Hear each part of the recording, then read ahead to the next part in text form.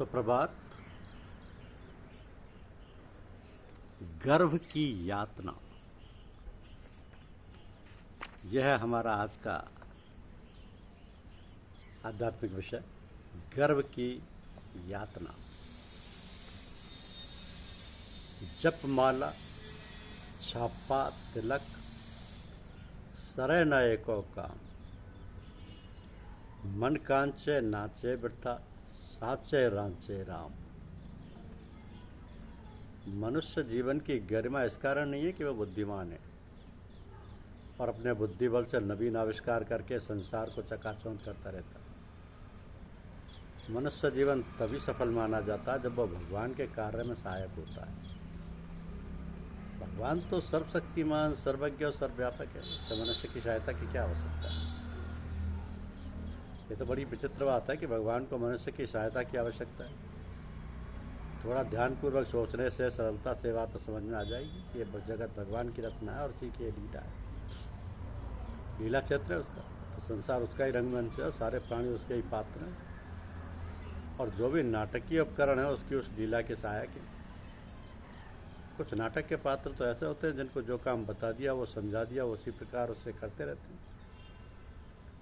उनके अतिरिक्त जो विशेष पात्र होते हैं एवं हीरो हीरोइन, नायक नायिका होते हैं, उनके ऊपर तो सारी लीला की जिम्मेदारी रहती है।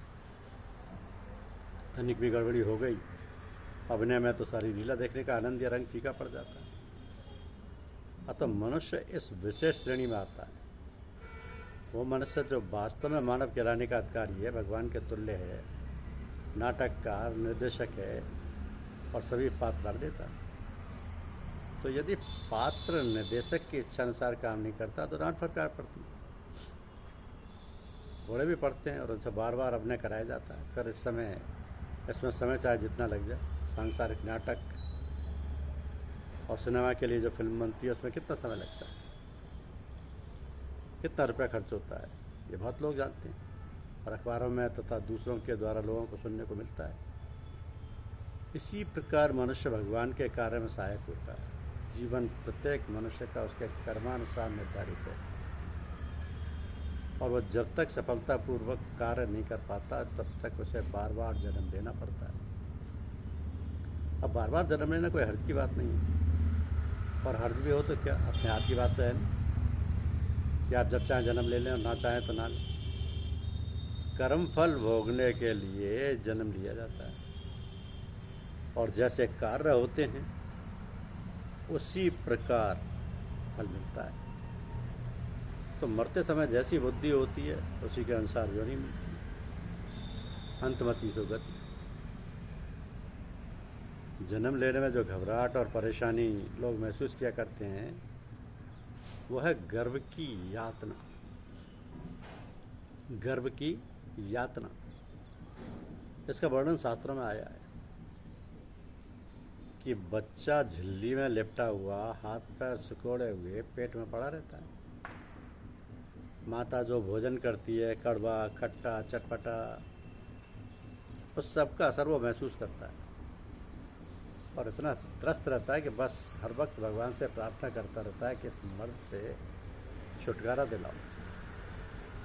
वो कहता है, हे प्रभु, अब भविष्य में नहीं करूँगा, किंतु उससे क्या है, वो तो 9 मास का जेल खाना भोगना ही पड़ेगा, तब कहीं छुटकारा मिलेगा। जन्म लेते ही ज्यों ही पृथ्वी पर वो आता है, धीरे धीरे पिछली सारी बातें भूलता जाता है। छोटे बच्चे सोते सोते रोते हैं, कभी कभी हंसते हैं, कभी कभी चौंक जाते हैं। ये सब पिछले संस्कारों की याद से होता है। इस जन्म में अभी तक कुछ किया ही नहीं, यहाँ तक कि विचारों की शक्ति भी प्रस्फुटित नहीं हुई। इस प्रकार धीरे धीरे जैसे संसार के संसर्ग में वो आता जाता है, पिछली बातें भूलता जाता है और दुनिया की वस्तुओं से, जैसे खेल खिलौनों से, माँ बाप, भाई बहनों से जो भी निकट संपर्क में आता जाता है उसका लगाव बढ़ता जाता है और माया जाल में फंसता जाता है। तो ये सारी बातें आप सब लोग जानते, समझते और देखते ही हैं अपने घरों में। शिशु जीवन तो पराधीन है। माँ ने पुकार सुन ली तो ठीक है, नहीं तो पड़े पड़े रो रहे हैं, बिस्तर पर ही मलमूत्र में सने पड़े। इस प्रकार जीवन का क्रमशः विकास होता जाता है। जब पूर्ण रूप से इंद्रियां विकसित हो जाती हैं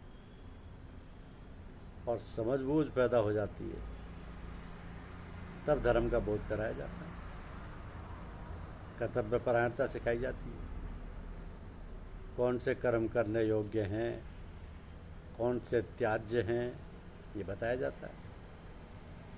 जब मनुष्य बन जाता है और कर्तव्य कर्म करना शुरू करता है, तब सारे ईश्वरीय नियम लागू हो जाते हैं और उस पर करने ना करने की पूरी जिम्मेदारी और भोग योग सभी आ जाता है। और तभी पात्र को पात्र का होना समझा जाता है। ऐसी अवस्था में जो भगवत परायण होते हैं, भगवत नियमों को पालन करते हैं, वही नाटक के लीला के सफल पात्र समझे जाते हैं, वही सफल समझे जाते हैं, वरना सब निष्फल है। तो फिर मनुष्य को इस प्रकार आचरण करे जिससे हमारा मनुष्य जीवन सफल हो, हम दूसरों के लिए आदर्श बन सकें। हम दुनिया में रहकर जो भी काम करते हैं, लोग उसको देखते हैं और उसका अनुसरण करते हैं, इसलिए हमारा विचार, बोलचाल, रहन सहन ऐसा होना चाहिए जिसे देखकर लोग उसका अनुसरण करें और अपने जीवन को सफल बनाएं। क्योंकि सभी मनुष्य भगवान को पाना चाहते हैं, परंतु वो ये नहीं सोचते हैं, या यूँ कहिए कि वो ये नहीं जानते कि भगवान है क्या। भगवान हम सबका जन्मदाता है, हम सबका भरण पोषण करता है और हमारी ज़रूरत की हर वस्तु को हमें प्रदान करता है।